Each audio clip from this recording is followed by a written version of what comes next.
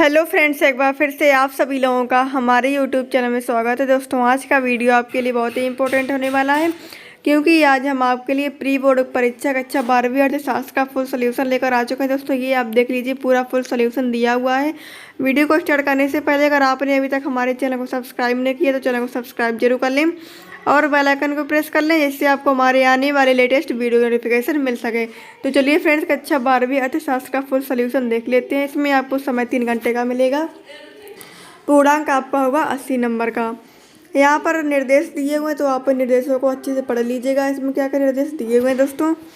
फिर इसके बाद पहला क्वेश्चन दिया हुआ है, इसमें सही विकल्प चुनिए। पहला दिया हुआ है पॉइंट, व्यष्टि अर्थशास्त्र के अंतर्गत निम्न में से किसका अध्ययन किया जाता है। तो 4 ऑप्शन दिए हुए, 4 ऑप्शन में से आपका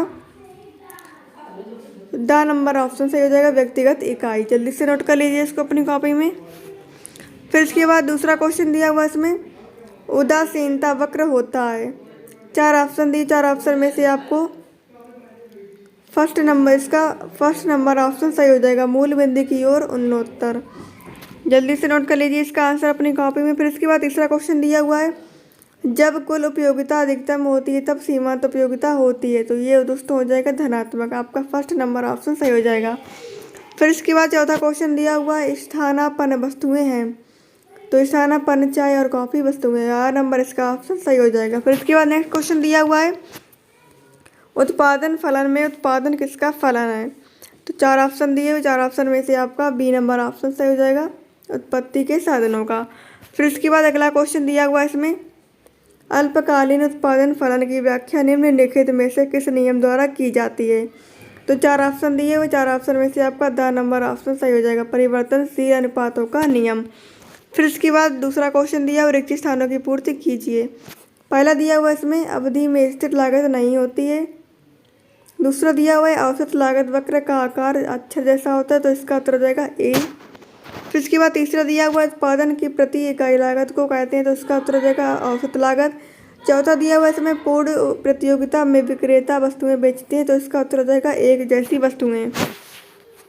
फिर इसके बाद नेक्स्ट क्वेश्चन दिया हुआ है, कृषि वस्तुओं के लिए कीमत की निम्नतम सीमा को कहा जाता है। तो इसका उत्तर हो जाएगा न्यूनतम समर्थन मूल्य MSP। फिर इसके बाद नेक्स्ट क्वेश्चन दोस्तों दिया हुआ है, सही जोड़ी बनाइए। एक तरफ खंड आ दिया हुआ, एक तरफ खंड बा दिया हुआ है। तो दोस्तों जल्दी से मिलान कर लीजिए इसको अपनी कॉपी में। नेक्स्ट क्वेश्चन दिया हुआ है, एक शब्द में उत्तर दीजिए। पहला दिया हुआ है इसमें, GNP का पूर्ण रूप लिखिए। तो इसका उत्तर होता है, GNP का पूर्ण रूप ग्रॉस नेशनल प्रोडक्ट। फिर इसके बाद दूसरा क्वेश्चन दिया हुआ है, GDP का पूर्ण रूप।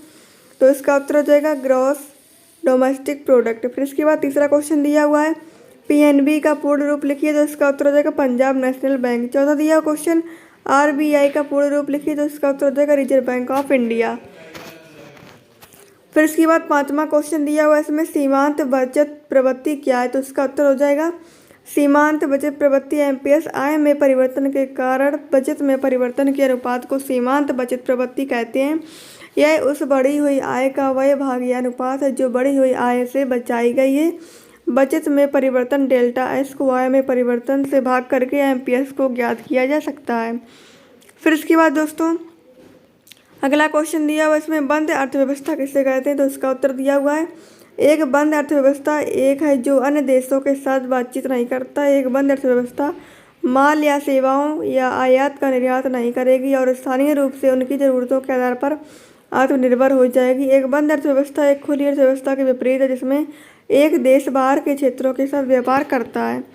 फिर इसके बाद दोस्तों पांचवा क्वेश्चन दिया हुआ है, सत्य असत्य लिखिए। पहला दिया हुआ है इसमें, विकसित राष्ट्रों के लिए घाटे का बजट सबसे उपयोगी होता है। तो ये आपका असत्य हो जाएगा। दूसरा दिया हुआ है, सरकारी बजट की अवधि 1 वर्ष होती है। तो ये आपका सत्य हो जाएगा। फिर इसके बाद नेक्स्ट क्वेश्चन दिया हुआ है, भारत का वित्तीय वर्ष 1 मई से 31 मार्च है। तो इसका उत्तर हो जाएगा असत्य। दूसरा दिया हुआ है, अगर नेक्स्ट क्वेश्चन दिया है इसमें, भुगतान शेष के अंतर्गत केवल दृश्य मदों को शामिल किया जाता है। दोस्तों इसको आंसर आप जल्दी से कमेंट बॉक्स में बताइएगा हमको। नेक्स्ट क्वेश्चन दिया हुआ है, व्यापार संतुलन के अंतर्गत केवल अदृश्य शामिल होती है। तो ये आपका असत्य हो जाएगा। दोस्तों अगर आप इसकी PDF डाउनलोड करना चाहते हैं तो आप गूगल पर सर्च करें nityastudypoint.com तो वहाँ से दोस्तों आप इसकी PDF भी डाउनलोड कर पाएंगे। अगर आपने अभी तक हमारे टेलीग्राम ग्रुप को ज्वाइन नहीं किया तो टेलीग्राम ग्रुप को ज्वाइन कर लीजिएगा। डिस्क्रिप्शन बॉक्स में आपको टेलीग्राम ज्वाइन करने का लिंक मिल जाएगा, वहाँ से आप टेलीग्राम ग्रुप को ज्वाइन कर लीजिएगा। फिर इसके बाद छठा क्वेश्चन दिया हुआ है, सकारात्मक अर्थशास्त्र किसे कहते हैं, अथवा में दिया हुआ है बाजार अर्थव्यवस्था किसे कहते हैं। तो इसका उत्तर दिया हुआ है सकारात्मक अर्थशास्त्र किसी आर्थिक समस्या की वास्तविक स्थिति अथवा अर्थ क्रियाविधियाँ किस प्रकार काम करती है को व्यक्त करता है। यह समस्या का हल कैसे निकाला जाए नहीं बताता, कि इसमें केवल यह बताया जाता है कि वाट इज क्या है, अर्थात यह केवल वस्तु स्थिति के बारे में बताता है। फिर इसके बाद 7वां क्वेश्चन दिया हुआ है, सीमांत उपयोगिता किसे कहते हैं, अथवा में दिया हुआ है इसमें उपयोगिता से क्या अर्थ है। तो दोस्तों सीमांत उपयोगिता का उत्तर दिया हुआ है इसमें, सीमांत उपयोगिता स्वप्रयुक्त सभी इकाइयों से प्राप्त उपयोगिता के कुल को योग को कुल उपयोगिता कहते हैं। प्रोफेसर बोल्डेन के अनुसार वस्तु की किसी मात्रा की सीमांत उपयोगिता कुल उपयोगिता में वह वृद्धि है जो उपभोग की गई इकाई को परिणाम स्वरूप प्राप्त होती है।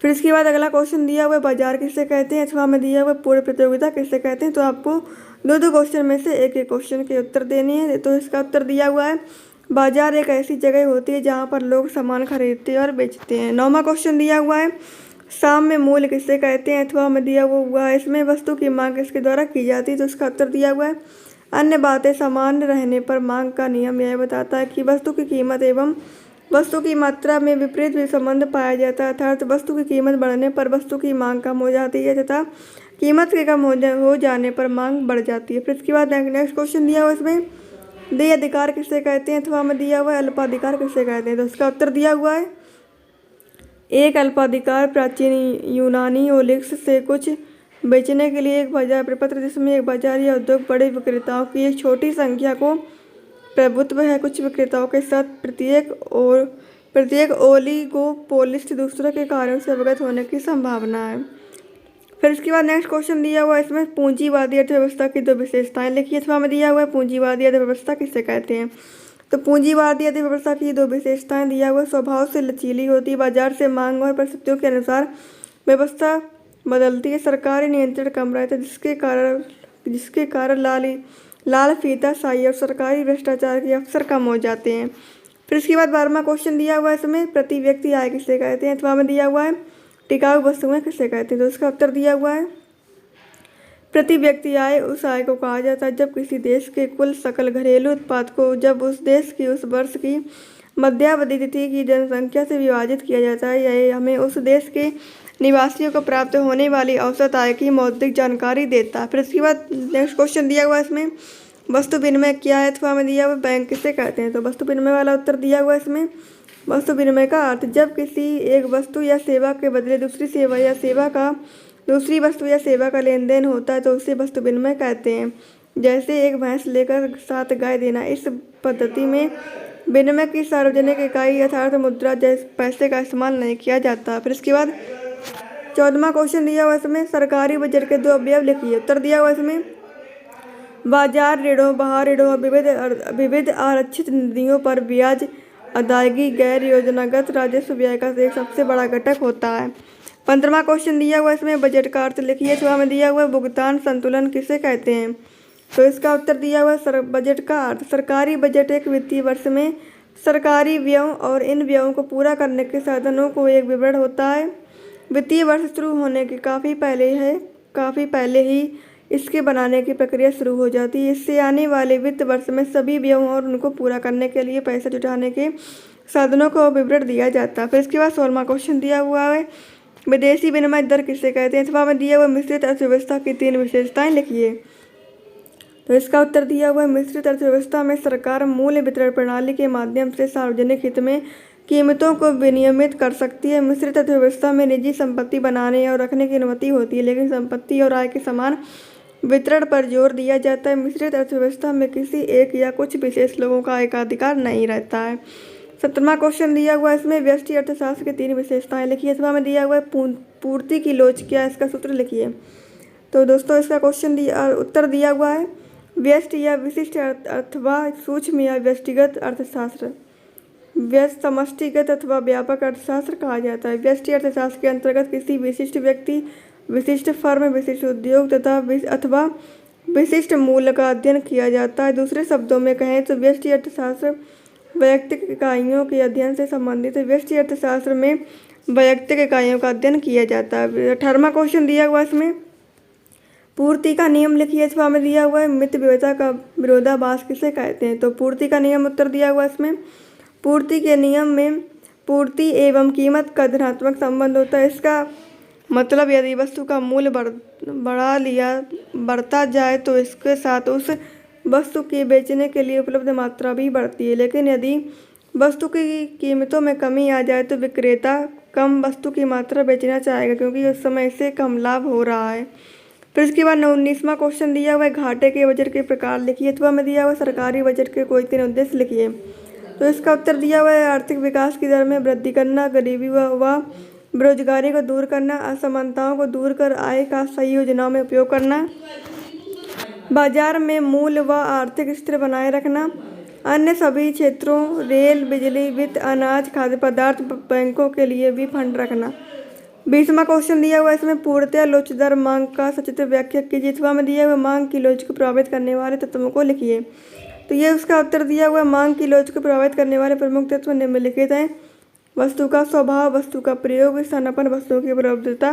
दोस्तों जल्दी से इसका उत्तर नोट कर लीजिए अपनी कॉपी में। उपभोक्ता की आर्थिक स्थिति, समानता, धनी वर्ग, धन का वितरण। जल्दी से दोस्तों नोट कर लीजिए इसका आंसर।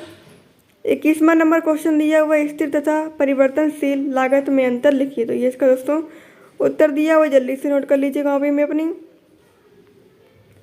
दोस्तों वीडियो पसंद आया तो वीडियो को लाइक कर लें। चैनल पर पहली बार विजिट कर रहे हैं तो चैनल को सब्सक्राइब जरूर कर लें और अपने दोस्तों के साथ भी शेयर कर दें। वीडियो में अंत तक बने रहने के लिए बहुत बहुत धन्यवाद। Thanks for watching video.